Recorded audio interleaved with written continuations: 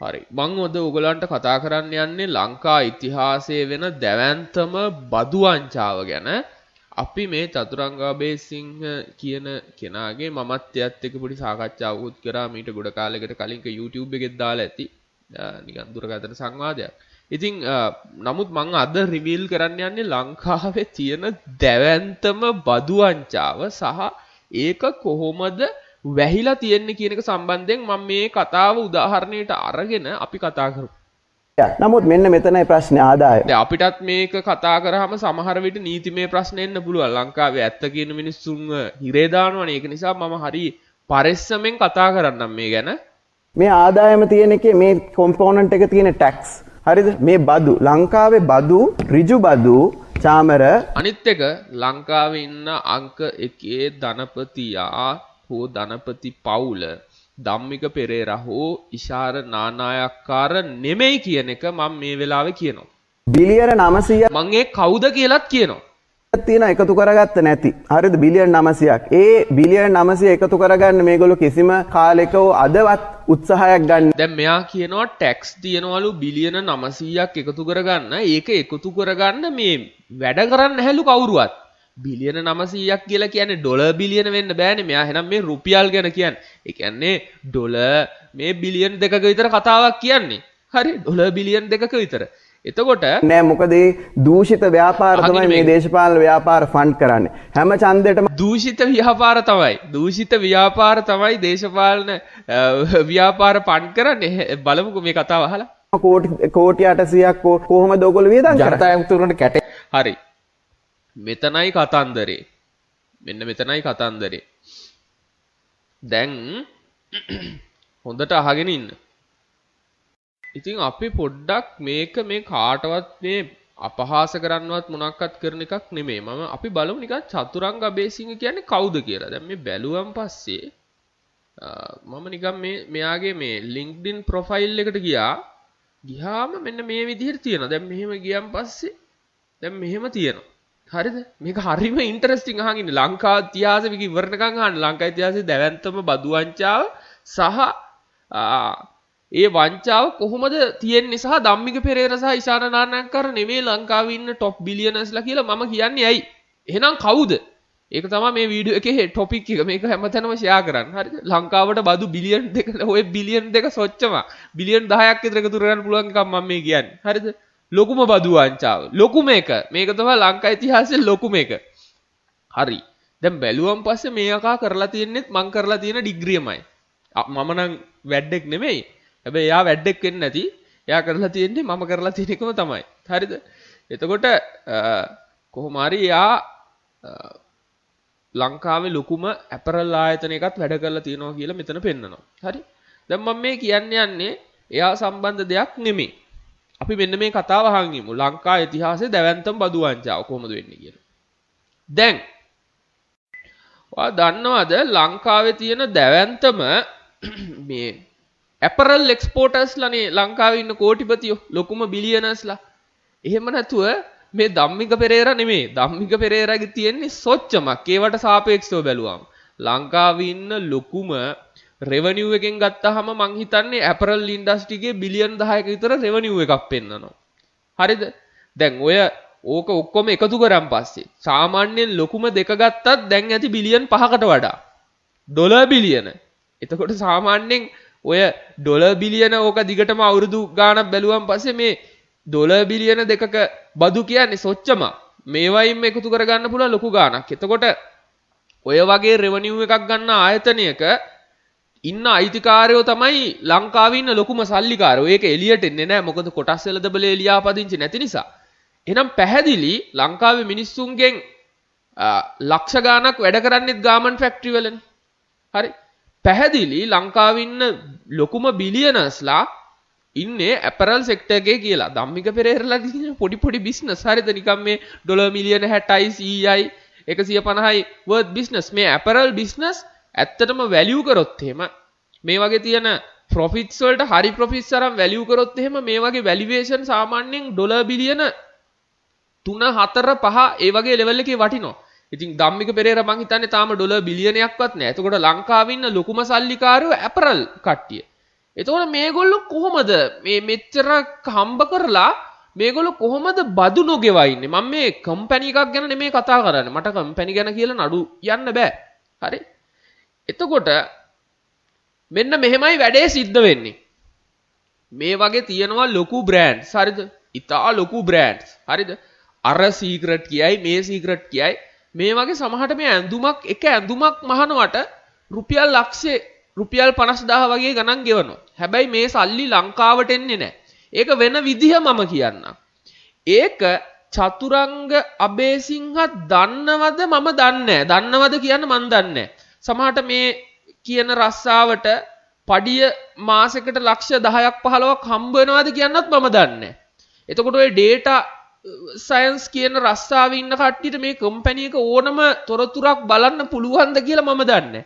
එහෙම තොරතුරුත් බලලා මේවා දැනගෙන නිහඬව ඉන්නවද කියලාත් මම දන්නේ නැහැ. මම දන්නේ නැහැ. හරි? හැබැයි මම දන්නවා. දන්න නිසා තමයි කියන්නේ. හරිද? ඔක කරන විදිහක් තියෙනවා. මම මේ විදිහ කියන්නේ ලංකාවේ වෙන දැවැන්තම බදු වංචාව මම කම්පැනි එකක් ටාගට් කරලා කියන්නේ නැහැ. මම කියන්නේ කරන විදිහ එක්ස්පෝර්ට් කරනකොට ඇපරල් එක්ස්පෝර්ට් කරනකොට වෙන විදිහ මම කියන්නේ. වෙන විදිහ මෙන්න මෙහෙමයි. දැන් ඔයා හිතන්න අපි කියමු මෙයාලා එක බඩුවක් විකුණලා ඩොලර් 100කට විකුණනවා කියලා. ඩොලර් 100කට විකුණන්න පුළුවන්. එහෙනම් කම්පැනි එකේ ආදායම ඩොලර් 100යි. එතකොට මේගොල්ලන්ට මහන්න වියදම ඔයා හිතන්න ඩොලර් 10ක් යනවා. අමුද්‍රව්‍ය වලට වියදම ඩොලර් 10ක් යනවා කියලා. ද සාමාන්‍යයෙන් ඇපරල් ඉන්ඩස්ට්‍රි එකේ කියන්නේ ඔහොම නෙමෙයි. 10%යි ලාභය. එතකොට එතනින් ගියාම ඉතුරුවා කොස්ට් එක කියලානේ කියන්නේ. හරි? ඒකත් එහෙම නෑ. ඒක උගන්වනකොට එහෙම කිව්වට ඒකත් එහෙම නෑ. නමුත් මම නිකන් සරලව මේ උදාහරණය පැහැදිලි කරන්න මේ නම්බර්ස් තාත්වික ඒවා නෙමෙයි. නමුත් මම උදාහරණය පැහැදිලි කරන්න කියන්නම්. මේක තේරෙන්නේ නෑ අහන් ඉඳියේ නැත්තම් හරියට. හරි? ඩොලර් 1000ක් ගමු. 1000ක් ගත්තාම පැහැදිලි වෙයි. හරිද? එතකොට මේකේ ඇඳුමේ ඒ කියන්නේ මේ රෙදි වගේ ඒවට යනවා ඩොලර් 100ක්. හරිද? ඊළඟට මහන්න මේ හිතන්න අමුද්‍රව්‍ය කියලා. අමුද්‍රව්‍ය වලට ඩොලර් 100ක් යනවා. හරිද? මේවා චතුරංග අබේසිංහල නොදැන ඉන්න විදිහක් නැහැ. හරිද? ඊළඟට මහන්න ඩොලර් 100ක් යනවා. ඇඳුම ඩොලර් 1000ක් කියලා හිතන්නේ ප්‍රායෝගික නෑ. නමුත් හිතන්නකෝ දැනට. මෙයාලා කරන්නේ මෙහෙමයි. අමුද්‍රව්‍ය වලට මේගොල්ලෝ හදනවා ලංකාවේ ඇතුලේ කම්පැනියක්. Company A. මහන්න මේගොල්ලෝ හදනවා ලංකාවේ ඇතුලේ කම්පැනියක්. Company B. හැබැයි විකුණන්නේ ලංකාවේ ඇතුලේ කම්පැනියකින් නෙමෙයි. විකුණන්නේ මේ අඹ ඇටෙන් එළිය කම්පැනියකින්. ඒ කොහොමද වෙන්නේ? විකුණන්නේ කොහොමද ලංකාවේ අඹ ඇටෙන් එළිය කම්පැනියකින්? විකුණන්නේ සමහරට සිංගප්පූරුවේ. ටැක්ස් හෙවන් එකක. ටැක්ස් නැති රටක විකුණන්නේ. හරි? මොකක් හරි ටැක්ස් එක වහන්න පුළුවන් රටක අපි හිතමු හරි සිංගප්පූරුවේ. එතකොට සේල් එක ගහන්නේ පේන්නේ නැහැ පොඩ්ඩ එන වගේ රූපෙට. සිංගප්පූරුවේ. හරි? මෙන්න ලස්සන කතාව. මෙන්න බදු එකතු කරගන්න කතාව. මේ පොඩි මේ 2.50 කට්ටියට බදු ගහන්න එපා. පොඩි අයියෝ ව්‍යාපාරිකයන්ට මේ ධම්මික පෙරේරලා කියන්නේ පොඩි කට්ටිය. මේගොල්ලන්ට ගහන්නකෝ බදු. හරි මං කියන්න කතන්දරේ. මෙන්න මේ අමුද්‍රව්‍ය විකුණන කම්පැනියකින් කම්පැනිය කියලා තියෙන අයිතිකාරයා උඹට මේ ලොකු ලාභ තියාගන්න බෑ ලංකාවේ ඇතුලේ. උඹ ලංකාවේ ඇතුලේ ඉන්න එක. උඹ තියාගනින් උපරිම 100%ක ලාභයක්. නැත්තම් 102ක ලාභයක් තියාගනින් උඹ. එතකොට 104යි. හරිද? ඊළඟට මේ 104ත් එක්ක මෙතෙන්ට වැටෙනවා. අපි කියමු මෙතන 204යි. එතකොට 204ට B කියන කෙනාටත් හැබැයි මේ දැන් මේ අන්තිම එකා C මේ අන්තිම විකුණන කම්පැනිය C සිංගප්පූරුවට විකුණන එකාගේ කම්පැනිය C මේ තුනේම අයිතිකාරයා සමානයි. හැබැයි C කියන කෙනාගේ ඩීටේල් ගන්න බෑ. ඒ වෙන රටක තමයි ලියාපදිංචි කරලා තියෙන්නේ. මේ ලංකාවේ ඉන්න ටැක්ස් හදනෙවුන්ට C කියන එකාව හොයන්න බෑ. C කියන එකාගේ ඩීටේල් ගන්න බෑ.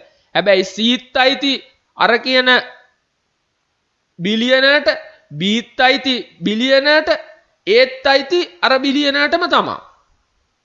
හරි? එතකොට කියනවා හරි මෙයා ඉන්ස්ට්‍රක්ෂන් දෙනවා උඹ 100ට 4ක් තියහන් බීටත් කියනවා උඹත් 100ට 4ක් තියහන් උඹට 100ට 4ට වඩා තියන්න දෙන්නේ නැහැ මං දැම්මොත් ඔයාලට කේස් මං අස් කරනවා ඕගොල්ලන්ව හරි අපි දන්නේ චතුරංග අබේ සිංහලත් ඔයා දැනගෙන නොකිය ඉන්නවද කියලා නොදැන ඉන්න විදිහක් නැහැ හැබැයි හරි නොදැන ඉන්න විදිහක් නැහැ මොකද ඕක ඔක්කොම බලන එක නොදැන දන්නේ නැත්තම් එහෙම දන්නේ නැත්තම් එහෙනම් ඉතින් ජොබ් එක කරන්න දන්නේ නැහැ දන්නේ නැත්තම් ඕවා හරි ඕවා දන්නේ නැත්තම් ජොබ් එක කරන්න දන්නේ නැහැ ඊළඟට දැන් ඔන්න 100යි හරි මෙතනින් 100ක් එනවා එතකොට 204යි හරි මෙතන 104යි 204යි ඊළඟට කියනවා 204ට 100ට 4ක් තියාගනින් එතකොටත් ඔන්න රුපියල් 8ක් විතර එනවා එතකොට ඔන්න 212යි කොස්ට් එක 212යි කොස්ට් එක හරි 212යි කොස්ට් එක මෙයාටත් කියනවා මේ බීටත් කියනවා එතකොට 212 කොස්ට් එකට විකුණනවා සීට එතකොට ලංකාව ඇතුලේ ටැක්ස් එක විදියට ගන්නේ මෙන්න මේ 108 108 නෙමෙයි අතරම 102ක් වගේ ඕකේ ගන්න 101ක් දෙකක් වගේ හරි මම මේ පැහැදිලි කරන්න ගත්තේ මේ නම්බර්ස් ප්‍රායෝගික නෑ නමුත් තියරි එක හරියට හරි එතකොට 212 තමයි කොස්ට් එක හරි 212 තමයි කොස්ට් එක ගිහින් තියෙන්නේ එතකොට මොකද වෙන්නේ මේ 212යි 212ට සීට විකුණනවා C ගෙන් C අයිති තරුටම තමයි C විකුණපු ගාන ලංකාවට අදාළ නැහැ කියලා තමයි කියන්නේ. නමුත් ලංකාවේ ඔය කියන කට්ටියම තමයි C ගෙත් C තියෙන්නේ. හරි C ගේ අයිතිකාරයත් එයාම තමයි. එයා ඔය ගොඩක් කට්ටිය ඕකනේ කරන්නේ. එතකොට දැන් මෙතන ඕගොල්ලන්ට පේනවා ඇති රුපියල් 788ක විතර ඩොලර් 788ක ලාභයක් හැංගිලා තියෙනවා. එතකොට මේ 788 ලාභෙට ටැක්ස් වදින්නේ නැහැ. ඕක තමයි ලංකාවේ තියෙන ලොකුම බදු වංචාව. කරන්නේ ලංකාවේ ඉන්න ලොකුම බිලියනර්ස්ලා. ඉතින් මං අහනවා චතුරංගගෙන් ඔයා ඕක දන්නේ නැද්ද? ඒ කියන්නේ ඔයා ජොබ් එක එක්කෝ හරියට කරලා නැහැ දන්නේ නැත්තම් මේ පොඩි කට්ටියගේ මේ බදු පයිල් ලක්ෂ 6ක් තියෙනවා කියලා ඉවරලා නටන්නේ. ඉතින් මේකනේ හොයන්න ඕන එක. මේකනේ බදු එකතු කර ගන්න ඕන ධම්මික පෙරේර වගේ චූටි කට්ටිය හොයන්නේ මෙන්න හොයනවා නම් ඒවා. දැන් අපි දන්නේ සමහර විට ඕගොල්ලන්ගේ කම්පැනි වලත් ගිහිල්ලා හොයලා බලන්න. කොහොමද වෙන්නේ කියලා. සමහරට දැනගෙන ඔයා රස්සාවෙන් අයින් කළායි කියලා බයට එහෙම ඉන්නවද කියලා මම දන්නෙත් නෑ. එහෙම ප්‍රශ්නයක් තියෙනවද කියලා මම දන්නෙත් නෑ. තියෙනවා නම් පොඩ්ඩක් හොයලා බලන්න මෙහෙමද වෙන්නේ කියලා. හරි? අපි දන්නේ මොන කම්පැනියද මෙහෙම කරන්නේ කියලා. මෙහෙම කරනවා කියලා මට යම්කිසි ඉඟි ලැබිලා තියෙනවා කියලා හිතන්නකෝ. හරි? මම මේ කියන්නේ ඔයාගේ කම්පැනිය කියලා. හොඳේ? මෙහෙම කරන්න පුළුවන්. මේවා දැනගෙන ලක්ෂ 10 15 පඩි අරගෙන ඉන්න මිනිස්සුත් ඉන්නවා. හරි? එතකොට මේ C කියන මේ ඩොලර් 1000 රියලයිස් කරා නම් ලංකාවෙන් ගියපු සේල් එකක් විදියට මේ C කියන එක ලංකාවේ ලියාපදිංචි කරා නම් මේ කියන පුජ්‍යලයා හරි මේ C කියන කම්පැනිය ලංකාවේ ලියාපදිංචි කරා නම් ලංකාවට ඒ කියන්නේ අපි කියමු මේ ඩොලර් 788ට ටැක්ස් එකක් ගැහුවා කියලා 130ක. එතකොට කම්පැනිගේ ලාභෙන් අරන් නැහැ ලොකුම ප්‍රමාණය. ලංකාවේ කරා නම් එහෙම පට්ට ගානක් ලංකාවට එනවා. ඔය බිලියන 2 නෙවෙයි. අවුරුද්දට බිලියන 2 ගානේ හොයන්න පුළුවන්. ඉතින් ඕවා පොඩ්ඩක් බලන්න කියලා මම කියන්නේ. ඕක තමයි ලංකාවේ තියෙන ලොකුම බදු වංජාව. වෙන මේ චූටි කම්පැනි කරන්න කලින් ඕක හොයලා ඉන්නකෝ.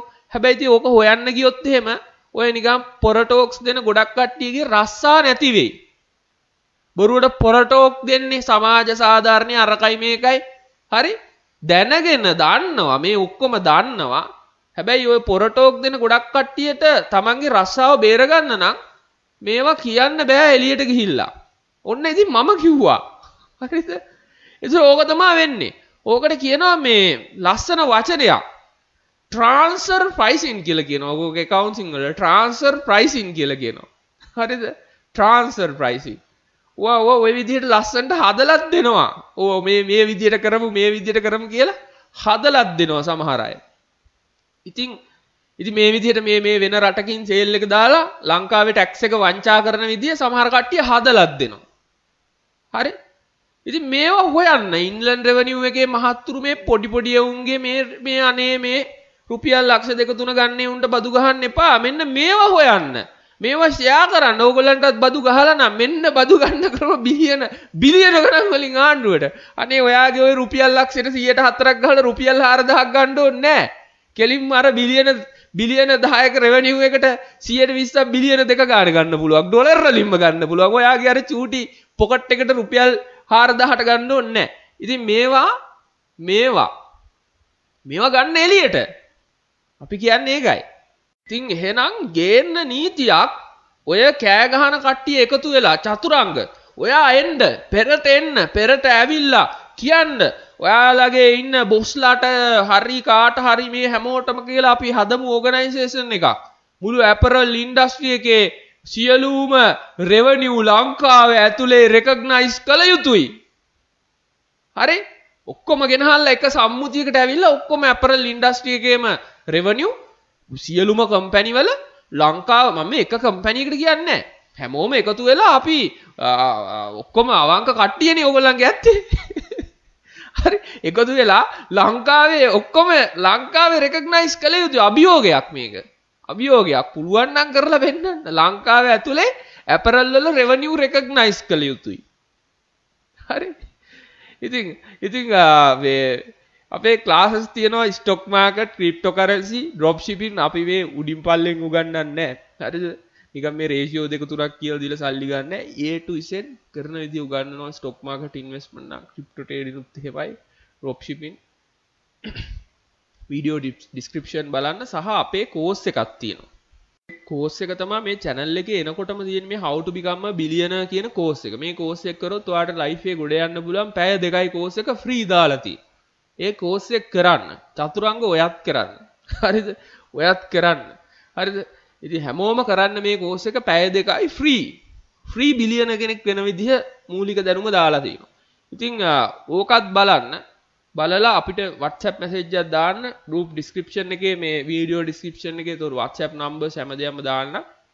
මේ ටික බලලා WhatsApp අංකයට අපේ call එකක් දාන්න සහ මේ channel එක subscribe කරලා තියාගන්න. මේක ඔයාලට miss වුණොත් ආයෙ ඔයාලට හම්බ වෙන එකකුත් නෑ අපිව.